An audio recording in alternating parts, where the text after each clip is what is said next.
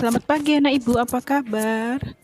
Ya, semuanya pasti dalam keadaan sehat ya, dan luar biasa. Oke, hari ini ketemu lagi dengan ibu, kita belajar IPA, tema ke-6. Apa itu? Panas dan perpindahannya. Jadi sebelumnya kita harus tahu dulu indikator pencapaian yang harus kita capai di dalam proses pembelajaran. Yang pertama itu mengidentifikasi sumber panas yang ada di lingkungan sekitar kita. Ya, jadi kita harus tahu apa itu sumber panas. Kemudian menjelaskan perubahan benda akibat dari pengaruh panas. Ya, setelah dikasih panas ada nggak perubahan benda? Nah, itu ya. Kemudian menjelaskan pemuaian dan penyusutan benda karena diberikan panas. Ya, jadi setelah diberi panas pasti ada pemuaian dan penyusutan. Nah, indikator selanjutnya yaitu menjelaskan proses perpindahan panas. Nanti ini ada 3 ya. Kemudian mengidentifikasi jenis-jenis perpindahan panas. Nah, dan yang berikutnya mengelompokkan benda konduktor dan isolator panas. Jadi nanti ada benda konduktor dan benda isolator. Nah, kemudian ada mengidentifikasi bahan yang menyusun benda tersebut dan sifatnya dalam mengantarkan panas. Ya, jadi panas ini banyak sekali prosesnya ya, Nak ya. Oke. Apa itu panas? Ya. Oke, pengaruh panas terhadap benda. Panas itu adalah suatu bentuk energi yang dapat merambat dari satu tempat ke tempat yang lain.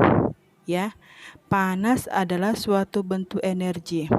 Energi itu berarti kalau dalam seharinya adalah kekuatan, ya, atau kalor. Jadi panas ini dapat merambat dari satu tempat ke tempat yang lain atau dapat berpindah dari suhu yang tinggi, ya, suhu yang tinggi ke suhu yang rendah. Jadi dia awalnya panas itu dari suhu tinggi ke suhu yang rendah. Itulah arti dari panas. Ya. Kemudian yang berikutnya kita harus tahu dulu apa-apa saja sumber panas, ya. Yang pertama itu adalah matahari, ya. Matahari itu menghasilkan panas, ya. Matahari adalah sumber panas terbesar yang ada di permukaan bumi kita. Kemudian yang kedua itu apa, Bu? Ada listrik, ya. Ya, kalau listrik ini ada proton, kemudian ada elektron, dan ada neutron. Ya, proton itu muatan positif, elektron adalah muatan negatif, dan neutron adalah muatan netral. Kemudian ada api, ya, api, dan yang terakhir itu ada gesekan benda. Panas dapat menyebabkan perubahan suhu benda, ya.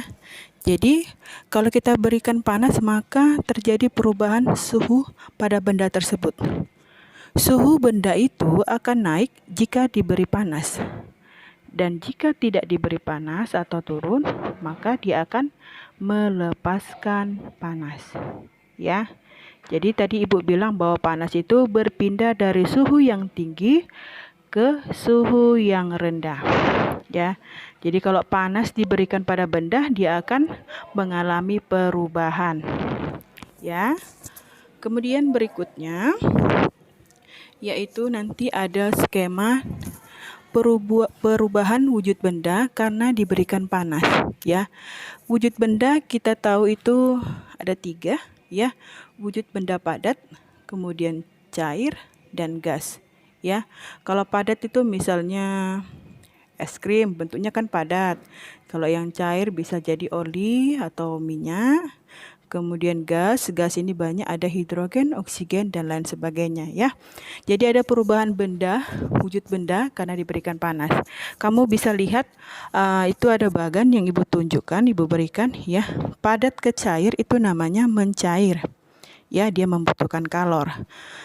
Kemudian cair ke padat namanya membeku, berarti dia melepaskan kalor. cair ke gas, ya, itu namanya menguap. Ya, berarti dia membutuhkan kalor. Kemudian gas ke cair namanya mengembun. Berarti dia melepaskan kalor. Kemudian perubahan benda padat ke gas namanya menyublim. Berarti dia membutuhkan kalor, dan perubahan benda dari gas ke padat namanya mengkristal. Ya. Jadi benda, ya, wujud benda ini dapat berubah karena diberikan kalor ataupun panas. Ya, itu bisa anak ibu perhatikan, ya, tanda panahnya. Padat ke cair namanya mencair, kemudian cair ke padat namanya membeku, kemudian cair ke gas namanya menguap, gas ke cair namanya mengembun, kemudian padat ke gas namanya menyublim, dan gas ke padat namanya mengkristal. Nah, contohnya apa, Bu? Iya, di bawah ini nanti ada contoh yang Ibu berikan, ya, akibat dari perubahan wujud benda. Kamu lihat itu ada bongkahan es, ya, bongkahan es. Nah, jadi gas ini, ya, kalau mengkristal tadi apa? Dia dari gas ke padat, iya. Jadi gas itu nanti akan merubah, ya, menjadi bentuk yang padat, makanya dia mengkristal. Ya, berarti tadi dia melepaskan kalor, ya. Kemudian ada menyublim, itu ada kamper atau kapur barus. Ya, kalau dibuat di ruangan terbuka, itu kapur barus padat, maka dia membutuhkan kalor, maka berubah menjadi gas, namanya menyublim, ya. Ada mencair es krim dan pembuatan gula merah serta memasak air dan titik-titik air pada daun, ya, itu namanya mengembun. Kemudian ada pemuaian dan penyusutan benda. Benda dapat memuai, ya, kalau dia diberi panas. Makanya pemuaian itu adalah pertambahan ukuran atau volume benda karena diberi panas. Jadi kalau benda kita berikan panas, ukurannya akan bertambah atau volumenya akan bertambah. Sama halnya dengan penyusutan, ya. Kalau dia penyusutan berarti dia kebalikan dari pemuaian, ya, yaitu pengurangan ukuran benda atau ukuran atau volume benda karena dilepas atau didinginkan, ya. Berarti lepas itu dipanas, maka ukuran benda akan berkurang. Namanya penyusutan. Apa contohnya, Bu? Ya, di sini ada Ibu buat gambar tiang listrik, ya. Itu ada kabelnya. Kamu lihat pada siang hari, lihat kabelnya itu tampak longgar. Kenapa? Ya, kan kalau dia tampak longgar berarti dia mengalami pemuaian, ukurannya bertambah, kabelnya semakin panjang. Kenapa? Karena pada saat malam hari, ya, udara dingin, ya, panas dilepas, maka kabel itu akan kembali ke ukuran semula. Nah, lihat bedanya, ya, yang pada siang hari agak longgar, yang pada malam hari dia sudah kembali ke ukuran semula, ya. Nah, bisa anak ibu perhatikan. Iya. Kalau belum ada tiang listrik di rumahnya boleh dilihat, nanti kalau lewat dari pasar boleh, ya, diperhatikan, ya, supaya nanti anak ibu mengerti apa itu dari contoh pemuaian dan penyusutan. Masih banyak lagi contohnya, ya, nak, ya. Ibu hanya kasih satu sampel saja. Oke, berikutnya itu ada perpindahan panas, ya. Kalau di sekitar kita ini ada perpindahan panas tiga cara. Yang pertama ada radiasi, konduksi, dan konveksi. Apa itu radiasi, Bu? Radiasi adalah perpindahan panas tanpa perantara. Berarti panas ini dapat berpindah, tidak ada perantaranya, ya. Kemudian konduksi yaitu perpindahan panas melalui perantara. Berarti panas dapat berpindah jika ada perantaranya, ya. Kemudian ada konveksi, ya. Apa itu, Bu, konveksi? Ya, perpindahan panas, ya, melalui perantara di mana zat perantaranya ikut berpindah. Nah, sudah jelas, ya, apa pengertiannya, ya. Nanti ada beberapa contoh yang Ibu buat dalam 3 cara perpindahan panas ini ya. Jadi harus tahu ada radiasi, kemudian ada konduksi, dan yang terakhir itu ada konveksi. Oke, di bawah ini ada gambar yang Ibu buat contohnya dari perpindahan panas. Coba anak Ibu perhatikan, iya, di situ ada memasak air ya. Sumber panasnya apa, Bu? Iya, ada api di bawahnya ya. Nah, api itu adalah sumber panas. Kemudian di atasnya itu ada wadah yang berisi air. Jadi kalau wadah yang berisi air, nanti di situ akan terjadi yang namanya perpindahan panas. Nah, itu ada tanda panahnya radiasi. Artinya, panas yang berasal dari api itu dapat kita rasakan ya di tangan kita. Nah, dia dapat kita rasakan. Ada nggak perantaranya? Tidak ada ya. Berarti panas yang dari api langsung mengenai ke tangan kita. Oke. Kemudian kalau dia konduksi, nah lihat di situ ada tangan yang memegang pegangan dari wajan tersebut. Maka ya tadi kan melalui perantara. Panas dapat kita rasakan karena kita memegang pegangan dari wajan tersebut. Nah, itu namanya konduksi. Berarti ada perantaranya apa? Pegangannya. Kemudian konveksi, ya. Tadi katanya melalui perantara dan zatnya juga ikut berpindah. Lihat, di situ ada wajan. Itu adalah perantaranya supaya airnya menjadi panas. Nah, kalau wajannya panas, airnya juga ikut panas. Itu namanya konveksi. Ya, oke. Kemudian yang berikutnya kita akan bahas konduktor kemudian isolator ya.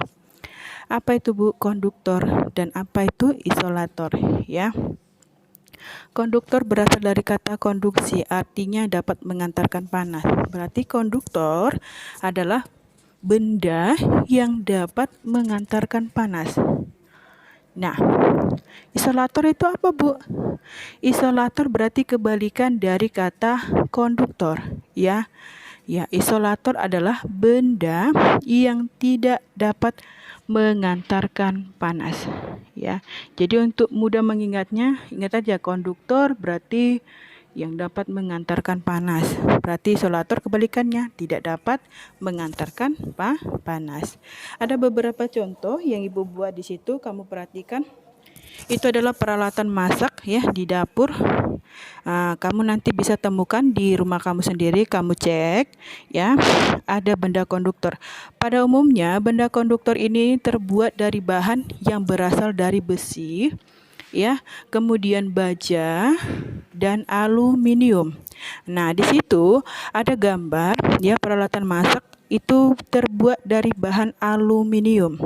Ya, jadi benda ini dapat mengantarkan panas. Kamu perhatikan nanti jika orang tua kamu memasak, ya panas itu cepat nggak merambat ke benda tersebut. Berarti kalau cepat berarti dia dapat mengantarkan panas. Ya. Kemudian berikutnya nanti ada benda isolator, ya, benda yang tidak dapat mengantarkan panas dengan baik.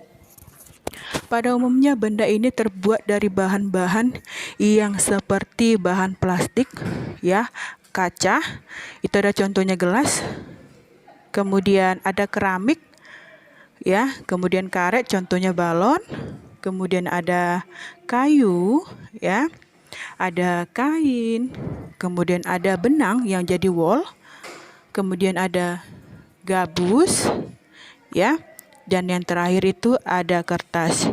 Jadi benda-benda isolator ini terbuat dari bahan yang sudah Ibu contohkan di gambar tersebut ya. Nanti kamu dapat menemukan benda-benda yang lain. Kamu bisa perhatikan di rumah kamu supaya kamu lebih paham lagi ya. Oke, kemudian yang berikutnya ada juga benda yang sekaligus ada konduktor dengan isolatornya. Ya, ini banyak kita temukan di dalam kehidupan kita sehari-hari. Nah, itu ada gambar setrika. Kamu perhatikan itu ada gambar setrika ya. Yang mana isolatornya, Bu? Yang mana konduktornya? Iya. Tadi Bu bilang bahwa konduktor itu bahan dasarnya ada aluminium, besi, kemudian ada baja, ya. Kalau isolator berarti dari bahan plastik, ya.